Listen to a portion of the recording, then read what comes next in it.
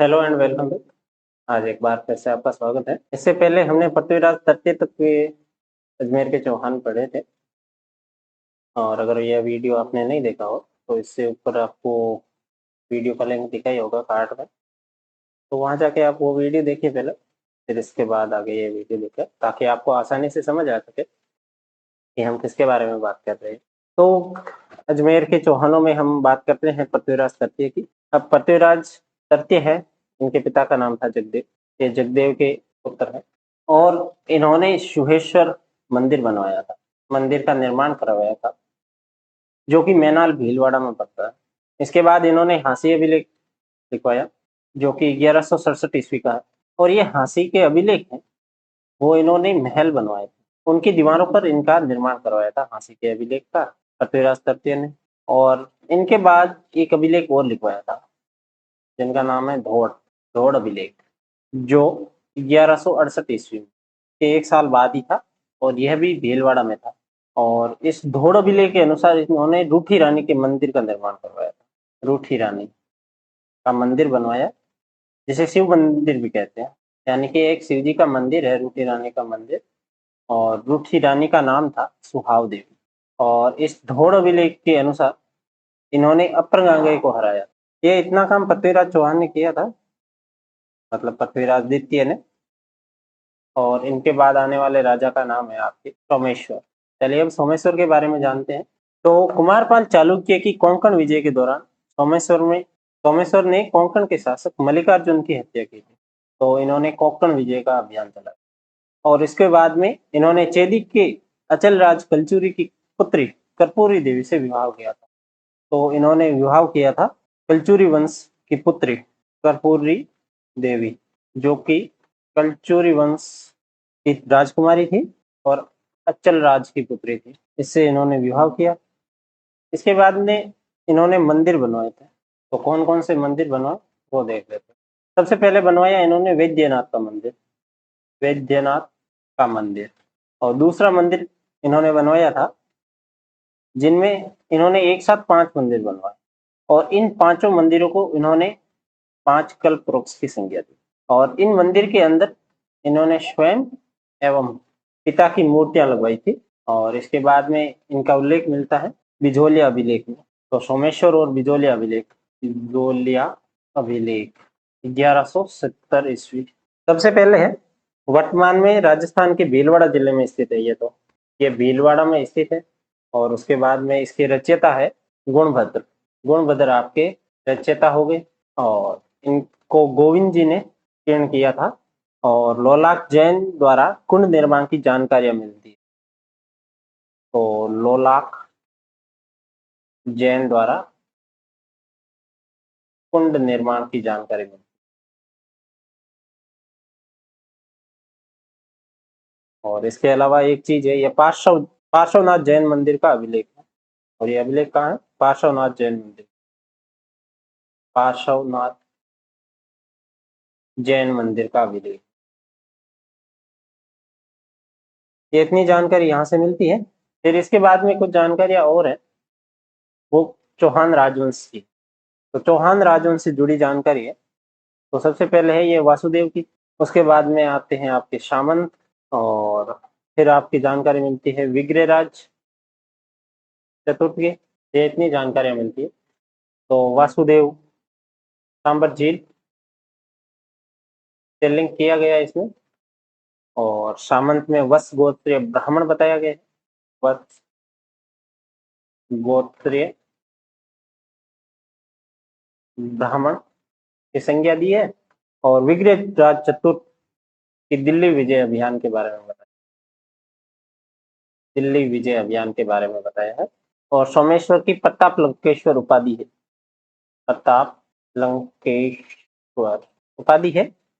ये दिल्ली रेवाड़ा से मिलती है। डोली गांव रेवाड़ा नामक स्थान है, उस पे मंदिर है, उससे यह उपाधि की पता चलता है, रेवाड़ा यहाँ से। के बाद आगे चलते हैं, और इनकी प्रशासनिक व्यवस्थाएं इत्यादि के बारे में हम इनकी जानकारी को देखते हैं। और जैन तीर्थों की जानकारियां भी इनकी कुटिला नदियों के आसपास के क्षेत्र इत्यादि आदि से यहाँ से मिलती है।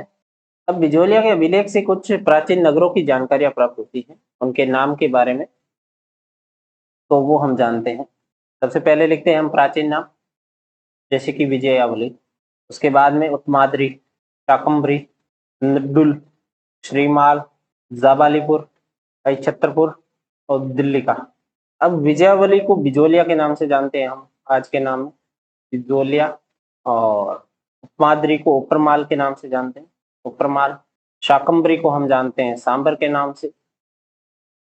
नड्डुल को हम जानते हैं नाडोल के नाम से। श्रीमाल को जानते हैं भीनमाल के नाम से। जाबालीपुर को जानते हैं जालोर के नाम से। छतरपुर को जानते हैं नागौर के नाम से।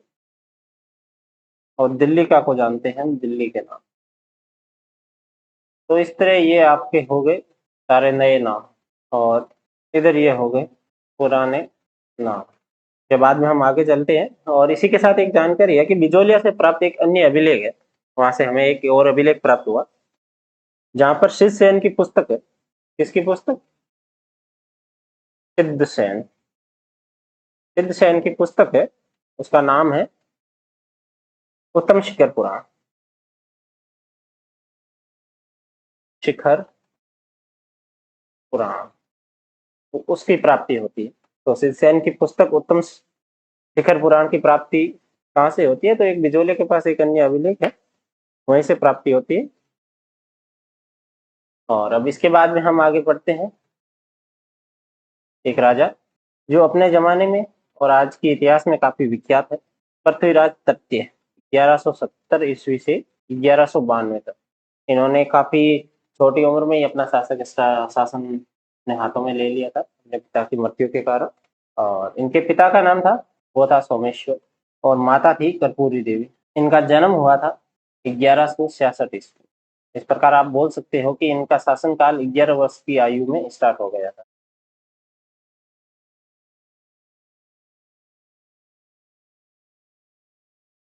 इन्होंने 1 वर्ष तक, राजा बनने के बाद में 1 वर्ष तक संरक्षक के रूप में कार्य किया था। तो संरक्षक थे इनकी माता कर्पूरी देवी, इनकी संरक्षक बनी।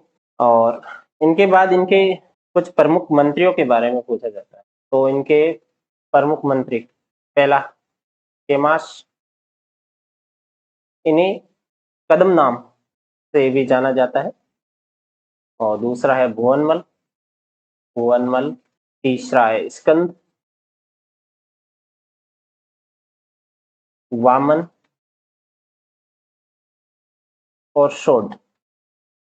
ये इनके कुल प्रमुख मंत्री थे, 5 प्रमुख मंत्री थे। इनके बारे में कभी कभी पूछा जाता है। और इनके शासक बनते ही इन्होंने अपने भाई अपर गांगे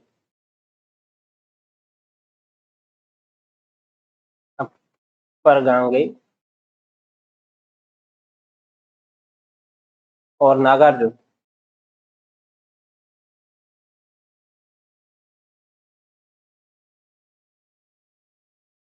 इन दोनों ने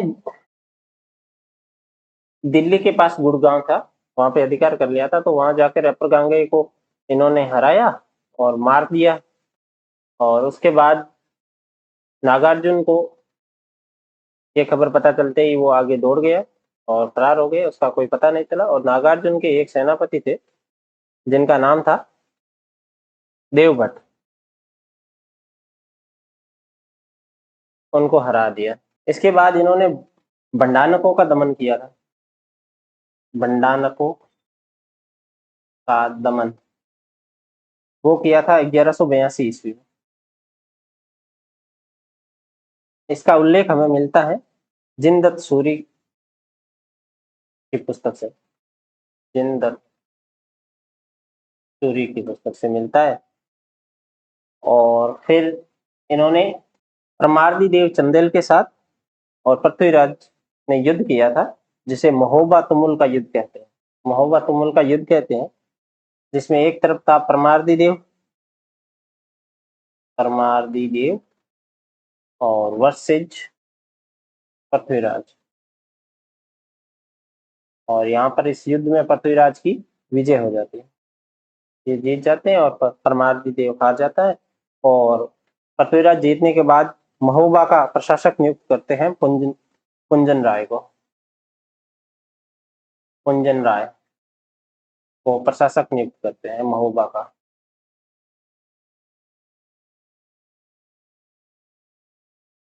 इसके बाद एक युद्ध होता है, नागौर का युद्ध, 1184 ईस्वी के अंदर, जिसके अंदर भीम सेकंड, भीम द्वितीय और पृथ्वीराज यानी कि, और इसमें भी पृथ्वीराज की जीत हो जाती है और जगदेव पतियार को सेना, भीम सेकंड का एक सेनापति था जगदेव पतिया, और उसने समझौता किया था। नागौर का युद्ध और हुआ था पृथ्वीराज के समय 1184 ईस्वी में। अगर हम इनके युद्धों के कारणों की बात करते हैं तो सबसे पहले आता है कारण वही साम्राज्यवादी महत्वाकांक्षा। फर्स्ट कारण आता है आपका साम्राज्यवादी महत्वाकांक्षा।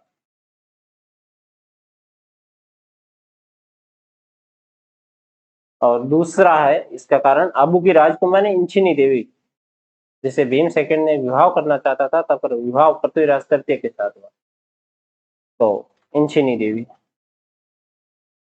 इंचिनी देवी, इससे विवाह करना चाहता था भीम द्वितीय, पर विवाह किया था पृथ्वीराज ने। इस कारण से इनके बीच में युद्ध हुआ और अंततः भीम सेकंड की हार हो गई। और इसके बाद में एक हम इनके बारे में विवाद पढ़ते हैं, वो आता है चौहान गहड़वाल विवाद। चौहान वर्सेस गहड़वाल विवाद। इसमें चौहानों की तरफ से आते हैं आपके पृथ्वीराज और गहड़वाल की तरफ से होते हैं जयचंद।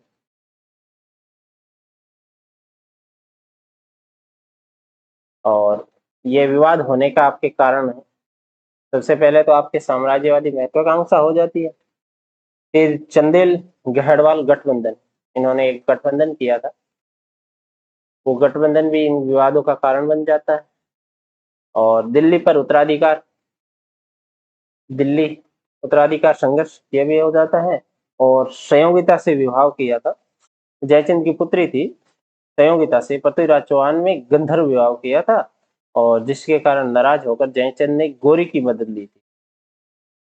और इतिहासकार सीवी वैद्य और डीआर भंडारकर तथा गोपीनाथ शर्मा ने इस मत को अस्वीकार किया है कि संयोगिता का विवाह हुआ था। तीसरा है संयोगिता से विवाह, संयोगिता से विवाह किया, इस कारण इनके बीच में विवाद हुआ। इस मत को डीआर भंडारकर और सीवी वैद्य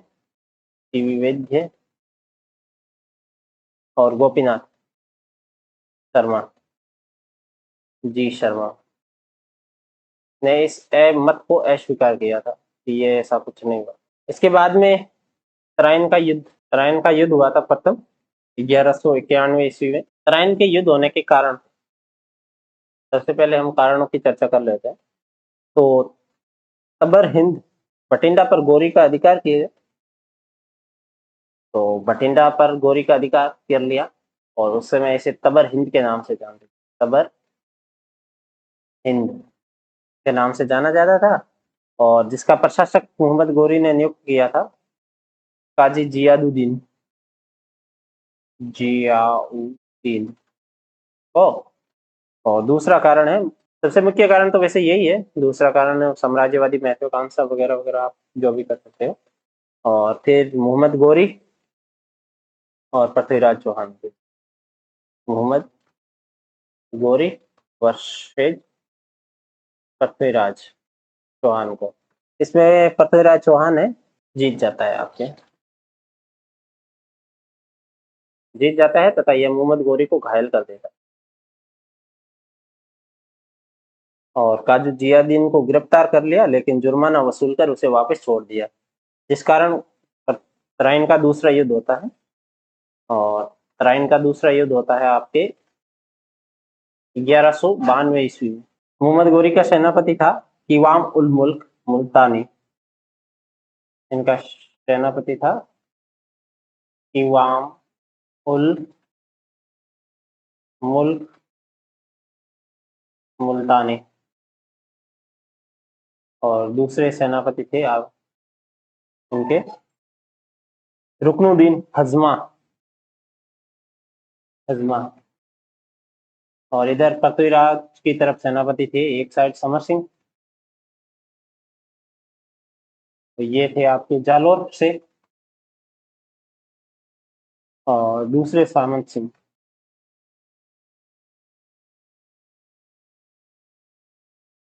ये थे आपके मेवाड़ से। वागड़ का एरिया है इनसे, और यहाँ पर सामंत सिंह की मृत्यु हो जाती है। अब बात करें कि पृथ्वीराज का अंत कैसे हुआ था, तो इनका अंत कुछ अलग अलग तरीकों से है।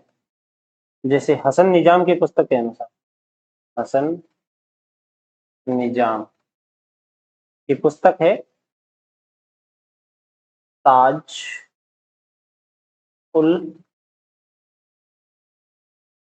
मासीर, उसके अनुसार मोहम्मद गौरी ने पृथ्वीराज चौहान ने आपस में समझौता कर लिया तथा कुछ समय पश्चात पृथ्वीराज चौहान ने गौरी के खिलाफ विद्रोह का प्रयास किया, तो गौरी ने इनको मार दिया। तो इसके है अनुसार समझौता किया था पहले, फिर इन्होंने किया था विवाद, तो विवाद के बाद में गौरी ने इन्हें मार दिया। और दूसरा है चंद्रवरदाई द्वारा, चंद्रवरदाई की पुस्तक है पृथ्वीराज रासो, पृथ्वीराज रासो। तो पृथ्वीराज रासो के अनुसार है कि मोहम्मद गौरी ने सिरसा के पास पृथ्वीराज चौहान को गिरफ्तार कर लिया तथा अपने साथ गजनी ले गया। पृथ्वीराज चौहान ने शब्दभेदी बाण से की हत्या की तथा फिर बाद में स्वयं को भी मार लिया।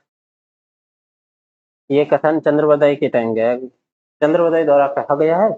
अब इसके बाद में बात करें तो इनके दरबारी विद्वान कौन कौन थे, इनके दरबारी विद्वानों के बारे में हम जान लेते हैं थोड़ा सा। तो सबसे पहले आते हैं आपके चंद्रवदाई दरबारी विद्वान, चंद्रवरदाई। दूसरे आते हैं जयानक, जिन्होंने पुस्तक लिखी थी पृथ्वीराज विजय, और चंद्रवदाई की पुस्तक थी पृथ्वीराज रासो। इसके बाद कुछ विद्वान हैं जिन्होंने कोई पुस्तक वगैरह तो नहीं लिखी, बट इनका नाम जानना आपको जरूरी है। तो आपके सबसे पहले हो गए वागीश्वर, वागीश्वर जनार्दन,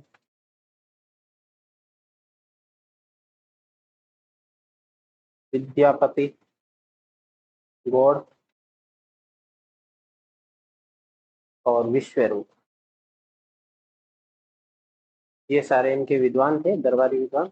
अब हम बात करते हैं इनके निर्माण कार्यों की। तो इन्होंने पिथौरागढ़ का किला बनवाया था, पिथौरागढ़ का किला बनवाया, और इन्होंने आर्ट एंड कल्चर विभाग की स्थापना की थी, कला एवं संस्कृति विभाग की स्थापना की थी। इनके मंत्री थे पद्मनाभ, तो मंत्री बनवाया गया। और इनकी कुछ उपाधियां हैं, प्रमुख उपाधियों के बारे में जान लेते हैं। तो इन्होंने कुल उपाधियां हासिल की थी, इनमें से कुछ उपाधि जो प्रमुख है वो है दल कुंगल के, और दूसरी उपाधि है इनकी राय पिथौरा की, राय पिथौरा। इन्होंने महत्वपूर्ण दो उपाधियां धारण की, और यहीं पे ये पृथ्वीराज चौहान या पृथ्वीराज तृतीय खत्म होते हैं, और उसके बाद में एक राजा बनते हैं इनके आगे, गोविंदराज, गोविंद राज।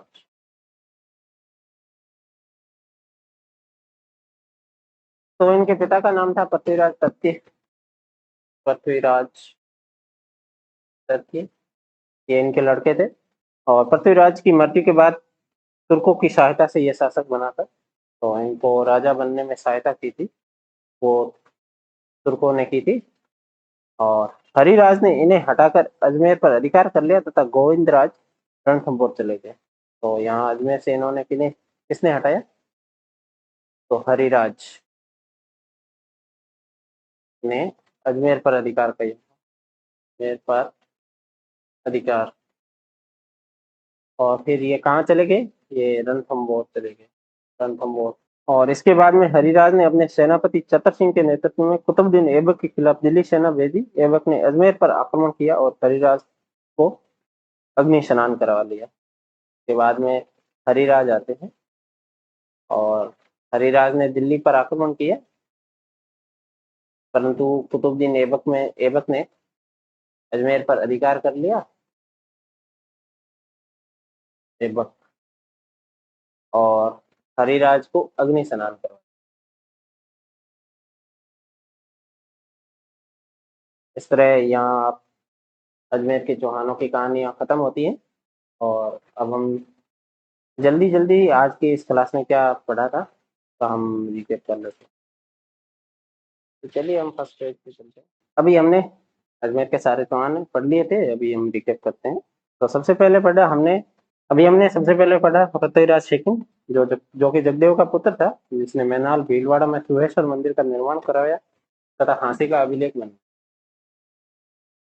जो कि 1167 ईस्वी की बात है। उसके बाद में दौड़ अभिलेख का निर्माण करवाया, जिसका 1168 ईस्वी में। और यहाँ पर रूठी रानी का मंदिर बनवाया, जिसमें रूठी रानी सुहाव देवी को कहा गया है, और यह एक शिव मंदिर।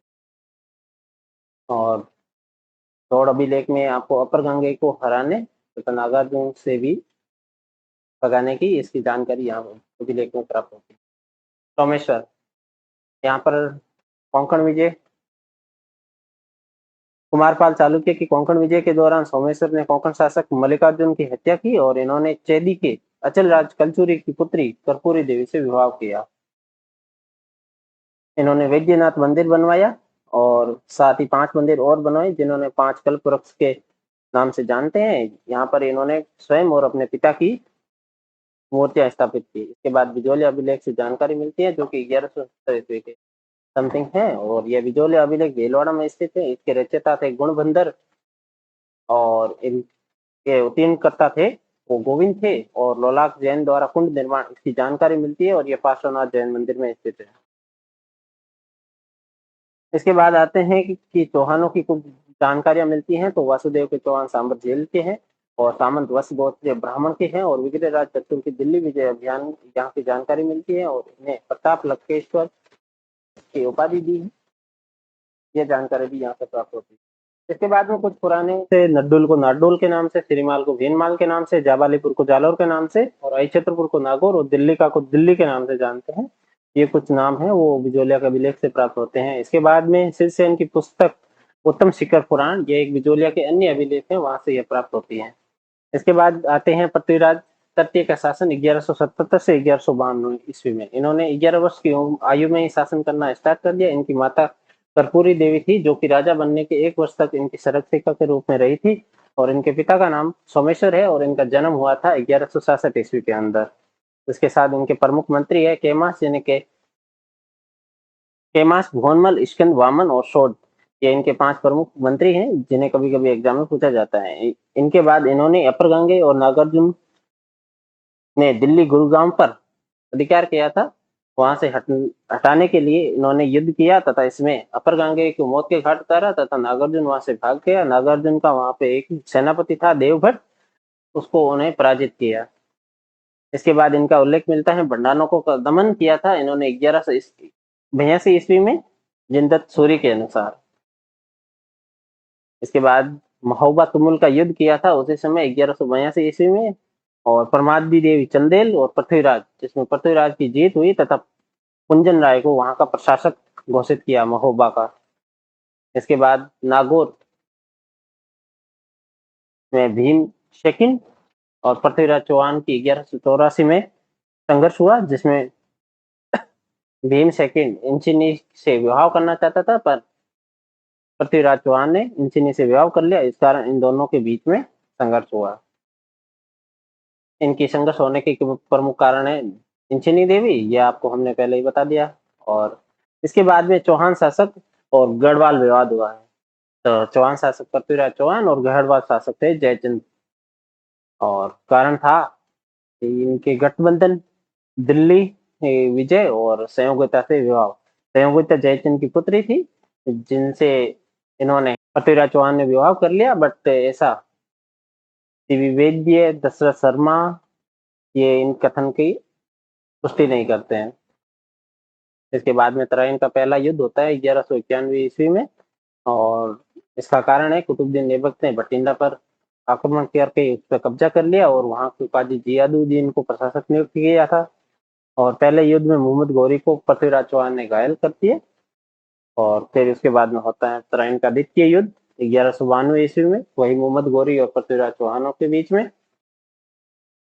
मोहम्मद गौरी की तरफ से केवाम उल मुल्क मुल्तानी और हजमा, ये दोनों सेनापति थे, और इधर की साइड सेनापति थे समर सिंह जो कि जालोर के थे, और सामत सिंह जिनकी बाद में मृत्यु हो गई वो मेवाड़ से थे।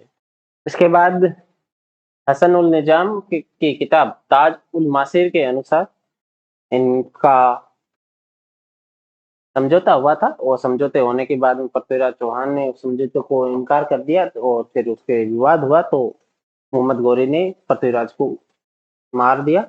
और चंद्रवर्दय के अनुसार उसकी पुस्तक लिखी थी पृथ्वीराज आसो, उसमें मिलता है कि मोहम्मद गौरी और पृथ्वीराज का युद्ध हुआ, जिसमें मोहम्मद गौरी ने पृथ्वीराज चौहान को बंदी बना लिया और वहां पर ले जाया। वहां पर उन्होंने शब्द भेदी बाण से पृथ्वीराज गौरी की हत्या की और फिर स्वयं को मार लिया। ये इनकी अंत से जुड़ी कुछ कहानी है। फिर हम इनके कुछ दरबारी विद्वानों के बारे में जानते हैं। पहले दरबारी विद्वान थे चंद्रवर्दाई, जिन्होंने पृथ्वीराज रासो लिखी, और दूसरे थे जयानक, जिन्होंने पृथ्वीराज विजय नामक पुस्तक लिखी। इसके बाद आते हैं वागीश्वर, जनार्दन, विद्यापति गौड़ और विश्वरूप। इन्होंने पिथौरागढ़ किले का निर्माण करवाया और कला एवं संस्कृति विभाग की स्थापना की, जिसमें उन्होंने पद्मनाभ को उनका मंत्री बनवाया। और इनके कुछ प्रमुख उपाध्याय हैं तलपुंगल और राय पिथौरा। इसके बाद में शासक बनते हैं गोविंदराज। गोविंदराज पृथ्वीराज तृतीय का बेटा है, जिन्होंने तुर्कों की सहायता से अपना राज्य स्थापित किया अजमेर पर। हरिराज ने अजमेर पर अधिकार कर लिया और वो रणथंभौर की तरफ चले गए गोविंदराज। फिर शासन करते हैं हरिराज। हरिराज ने दिल्ली पर आक्रमण करने की कोशिश की, बट कुतुबुद्दीन ऐबक ने वहां पर अजमेर पर अधिकार कर लिया अपनी सेना को भेजकर, और ऐबक ने अग्नि स्नान करवाया था हरिराज को। इस तरीके से हम अजमेर के चौहानों को कंप्लीट करते हैं। अगर यह वीडियो आपने यहाँ तक देखा तो इसे अवश्य लाइक करें तथा अपने चैनल को सब्सक्राइब करें। जय हिंद, जय भारत।